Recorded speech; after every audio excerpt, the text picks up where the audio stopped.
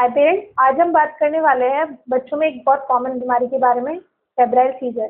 Febrile fever मतलब बुखार के संग में दौरे आना। आमतौर पर आपने देखा होगा कि कई बच्चे जो कि 6 महीने से लेकर 5 साल 6 साल तक की उम्र के बच्चे हैं, उनमें तेज बुखार के संग कई बार दौरे आ जाते हैं। मतलब उनके हाथों पैरों में झटके आते हैं, आंखें ऊपर हो जाती है, मुंह में झाग आता है।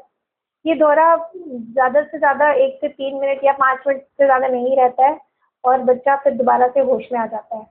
तो फेब्राइल फीवर के क्या कारण है, क्या प्रिवेंशन है, क्या ट्रीटमेंट है?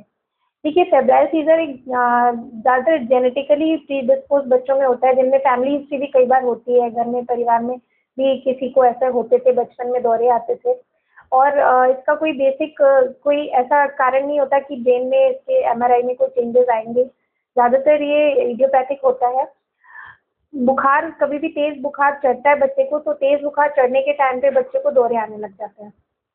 तो इसमें क्या प्रिवेंशन है, हमें क्या मेजर्स लेने चाहिए जिस टाइम पे बच्चे को दौरा है? पेरेंट्स घबरा जाते हैं क्योंकि ऐसे मूवमेंट्स देख के बच्चा बेहोश हो जाता है, झटके लेने लगता है, तो पेरेंट्स घबरा जाते हैं।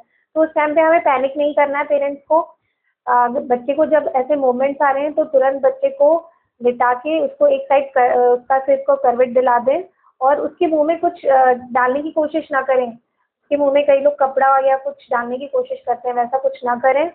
आसपास की सराउंडिंग क्लियर कर लें ताकि बच्चे को चोट ना लगे और बच्चे को एक सेफ प्लेस पे रखें।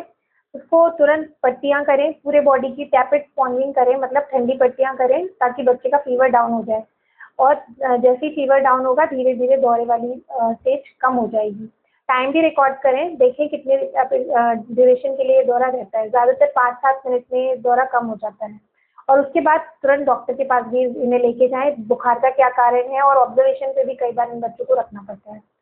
तो ये इसमें घबराने वाली बात ज़्यादातर नहीं होती है, क्योंकि मोस्टली जांचें अगर कराई जाए तो सीटी स्कैन, एमआरआई सब कुछ नॉर्मल आता है, ईईजी नॉर्मल आता है।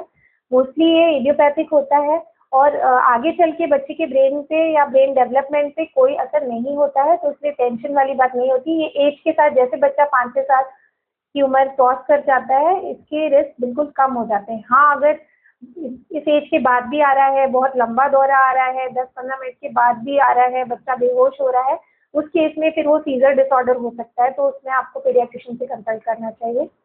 और कुछ मेडिसिन आती हैं उनको देना पड़ता है, तो जिससे दौरे कंट्रोल हो जाते हैं। वो भी शॉर्ट टर्म के लिए 3 to 5 डेज के लिए चलती है। Thank you.